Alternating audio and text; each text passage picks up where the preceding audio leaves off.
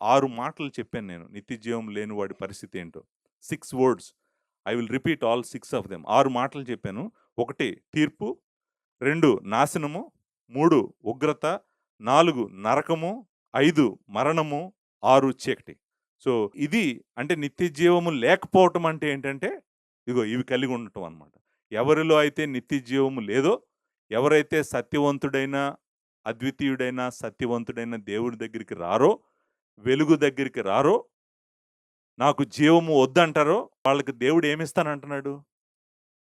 ఎవరైతే lord Jesus క్రైస్ట్‌ని తిరస్కరిస్తారో, ఎవరైతే దేవుడిని తిరస్కరిస్తారో వాడికి దేవుడు ఇస్తానన్నది ఏంటంటే, ఇదిగోండి ఇదుంది. సో, అంటే నిజంగా చూడండి. ఈ లైఫ్ చూడండి ఎలా ఉంటదో. వీళ్ళు గూడా ఎప్పటికి జీవించే ఉంటారు. కానీ ఎక్కడుంటారు? నరకంలో ఉంటారు. అగ్నిలో ఉంటారు.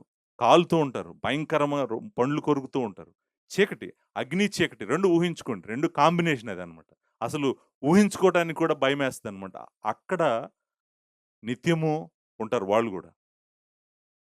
కానీ ఎవరైతే జీసస్ క్రైస్ట్ దగ్గరికొస్తారో, దేవుడు వాళ్ళకేమిస్తానన్నాడు?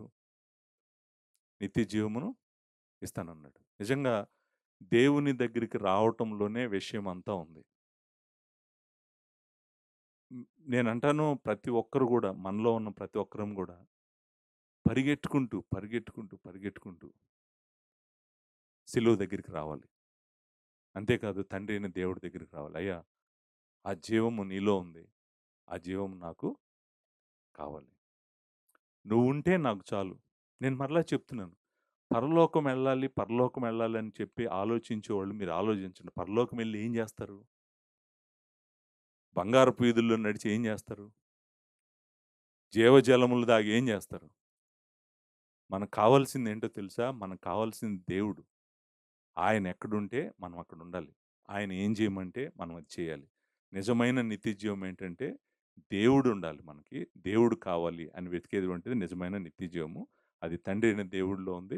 కుమారుడైన దేవుడు కలిగి ఉన్నాడు. అదే జీవమును దేవుడు మనకు అనుగ్రహిస్తున్నాడు. సో, నిత్య జీవం అంటే మరలా సమ్మరీ ఏంటో తెలుసా అండి? నిత్యము జీవించటం మాత్రమే కాదు గానీ, దేవుని జీవమును కలిగి, దేవునితో ఉంటూ, దేవుని సంకల్పంలో జీవించేటువంటి జీవమును మనం ఏమంటామంటే, నిత్య జీవమని అంటామనమాట.